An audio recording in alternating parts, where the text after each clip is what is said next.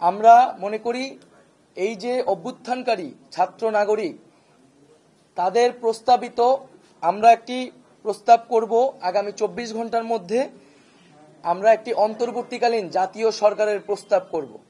সেই জাতীয় সরকারে অভ্যুত্থানকারী ছাত্র নাগরিকদের অংশ থাকবে এবং সমাজের যে নাগরিক সমাজ সহ যে নানান পেশাজীবী এবং নানান ধরনের পক্ষ রয়েছে সকলের প্রতিনিধিত্ব নিশ্চিত করে তাদের সাথে আলোচনার মাধ্যমে আমরা একটা অন্তর্বর্তীকালীন জাতীয় সরকারের রূপরেখা এবং নাম সেই সরকারে কারা কারা থাকবে সেই নামগুলো ঘোষণা করব।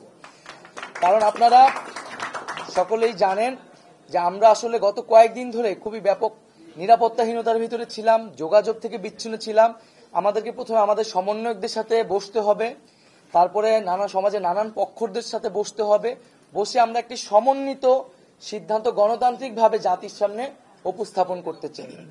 সেটা আগামী 24 ঘন্টার মধ্যে আমরা সেই অন্তর্বর্তীকালীন জাতীয় সরকারের রূপরেখা প্রস্তাবনা করব।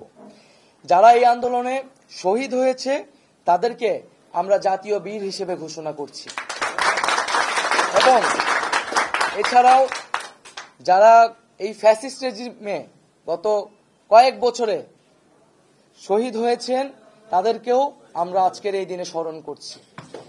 এবং আমরা বলেছিলাম যে শেখ হাসিনার পদত্যাগই কিন্তু একমাত্র সমাধান হবে না। এই যে তারা একটি গণহত্যার সাথে জড়িত এবং এর আগেও পিলখানা হত্যাকাণ্ড থেকে শুরু করে বিভিন্ন গণহত্যা, গুম, খুন, মানবাধিকার লঙ্ঘন, ভোটাধিকার লঙ্ঘনের সাথে তারা জড়িত। এর অবস্থায় বিচারের ব্যবস্থা করতে হবে। শেখ হাসিনা পালিয়ে গেলেই হবে না, আমরা তাকে বিচারের আওতায় আনব এবং শুধু ফ্যাসিবাদ যারা ফ্যাসিজমে সরাসরি সহায়তা করেছে এবং তাদের সমর্থক তাদেরকে বিচারের আওতায় আনা হবে।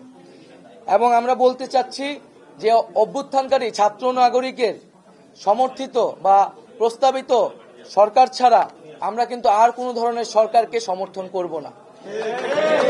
সেটা সেনা সমর্থিত সরকার হতে পারে বা জরুরি অবস্থা দিয়ে রাষ্ট্রপতি শাসিত সরকার হতে পারে।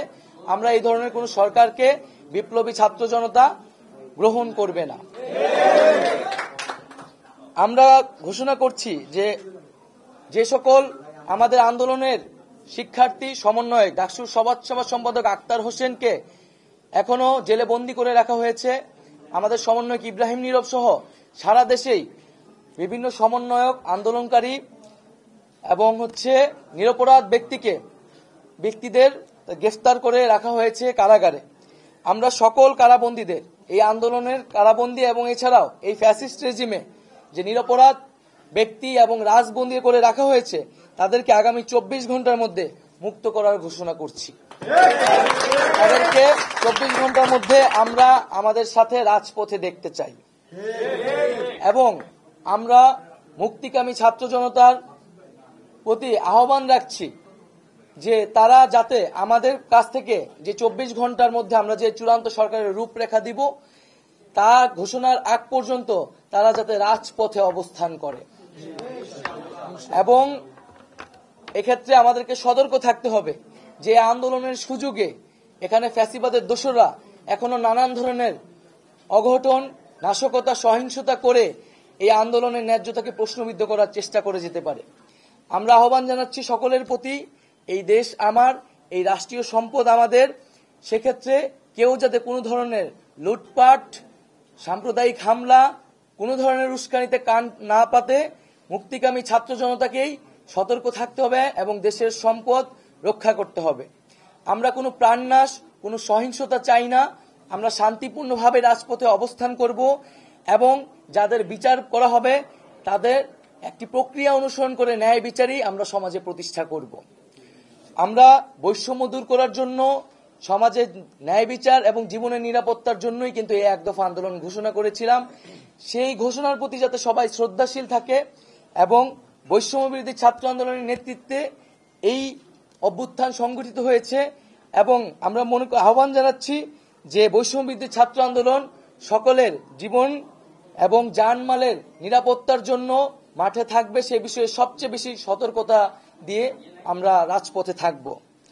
এবং আমরা আহ্বান জানাচ্ছি, আমরা ঘোষণা করছি যে যাতে বাংলাদেশে আমরা একটা ঐক্যবদ্ধভাবে এই গণ অভ্যুত্থানের কাছাকাছি গণঅভ্যুত্থানের মাধ্যমে সরকার পতন করেছি। আমাদের এখন ঐক্যবদ্ধ থাকতে হবে। এই ঐক্যবদ্ধ নষ্ট করার সকল পরিকল্পনাকে নস্যাৎ করে দিতে হবে। সেজন্য আমরা বারবার বলেছি যে আমরা এই হাসিনা রেজিম, এই ফ্যাসিবাদী ব্যবস্থার বিপরীতে, খনি সরকারের বিপরীতে প্রতিবাদী জনতা। এখানে কোনো দল, মত, ধর্ম নির্বিশেষে আমরা সবাই ঐক্যবদ্ধ হয়েছি। এখানে কোনো ধরনের সাম্প্রদায়িক উস্কানি, কোনো ধরনের নাশকতা বা বিভাজনের চেষ্টা করা হলে মুক্তিকামী ছাত্র জনতাকে তা রুখে দিতে হবে। আমি আবারও এই গণ অভ্যুত্থানের জন্য সকলকে ধন্যবাদ জানাচ্ছি, সকলকে অভিনন্দন, দেশবাসীকে অভিনন্দন জানাচ্ছি এবং আমরা আগামী 24 ঘন্টার মধ্যেই অন্তর্বর্তীকালীন জাতীয় সরকারের রূপরেখা হাজির করব। তার জন্য সকল পক্ষের সাথে আমরা আলোচনা করব, আমাদের সকল সমন্বয়কদের সাথে আলোচনা করব এবং এই কাজটি করার জন্য আমরা একটি লিয়াজু কমিটি হয়তো রাতের মধ্যেই প্রেস রিলিজের মাধ্যমে আপনাদেরকে জানিয়ে দিব যে আমাদের পক্ষ থেকে কারা আসলে এই বিভিন্ন পক্ষের সাথে